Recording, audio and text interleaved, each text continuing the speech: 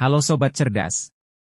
Wacana perubahan kurikulum di Indonesia semakin ramai diperbincangkan setelah dilantiknya Menteri Pendidikan Dasar dan Menengah, Abdul Mukti.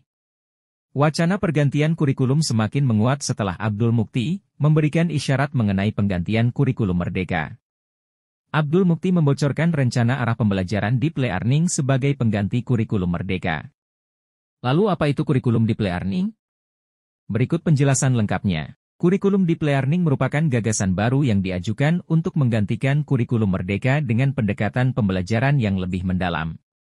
Deep learning adalah metode yang diadaptasi dalam kecerdasan buatan, AI. Metode mengajarkan komputer untuk memproses data dengan cara seperti cara otak manusia bekerja. Menteri Pendidikan Dasar dan Menengah, Abdul Mukti, mengungkapkan bahwa kurikulum ini dirancang untuk membantu siswa memahami materi secara lebih baik melalui metode yang menekankan pada pemikiran kritis dan eksplorasi. Abdul Mukti menjelaskan bahwa kurikulum deep learning menggabungkan 3 elemen utama, yaitu meaningful learning, meaningful learning, dan joyful learning. Setiap elemen dirancang untuk menciptakan suasana belajar yang tidak hanya mengedepankan pengetahuan tetapi juga pengalaman bermakna bagi siswa. Pendekatannya adalah mengurangi volume materi namun dengan eksplorasi mendalam. Sekarang mari kita bahas 3 elemen penting dari kurikulum deep learning.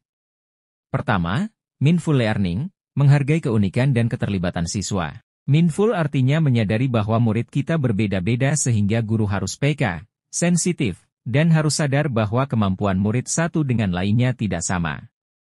Meaningful learning bertujuan untuk memberikan ruang bagi siswa untuk aktif terlibat dalam proses belajar, dengan memperhatikan perbedaan kebutuhan dan potensi tiap individu. Dalam pendekatan ini, siswa diharapkan dapat terlibat langsung melalui diskusi, eksperimen, dan eksplorasi terhadap materi yang diajarkan. Kedua, meaningful learning, pentingnya pembelajaran yang relevan. Meaningful, artinya murid mengerti belajar sebuah ilmu atau materi tujuannya untuk apa. Pada elemen meaningful learning, siswa diajak untuk memahami alasan di balik setiap pelajaran yang mereka pelajari. Abdul Mukti menekankan bahwa siswa perlu tahu mengapa suatu materi penting dan bagaimana materi tersebut bisa bermanfaat di kehidupan nyata. Pendekatan ini memposisikan guru sebagai fasilitator yang membantu siswa mengaitkan pelajaran dengan penerapan di dunia nyata.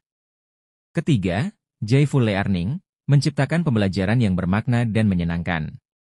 Joyful learning bukan sekadar pembelajaran yang menyenangkan, melainkan sebuah pendekatan yang mengedepankan kepuasan dari pemahaman mendalam. Abdul Mukti menyatakan bahwa tujuan dari joyful learning adalah menciptakan pengalaman belajar yang bermakna, sehingga siswa tidak hanya merasa senang, tetapi juga benar-benar memahami materi yang dipelajari. Kurikulum deep learning direncanakan untuk diterapkan pada tahun 2025. Namun, Abdul Mukti menekankan bahwa persiapan yang matang diperlukan, terutama dalam hal pelatihan guru dan penyediaan infrastruktur yang memadai.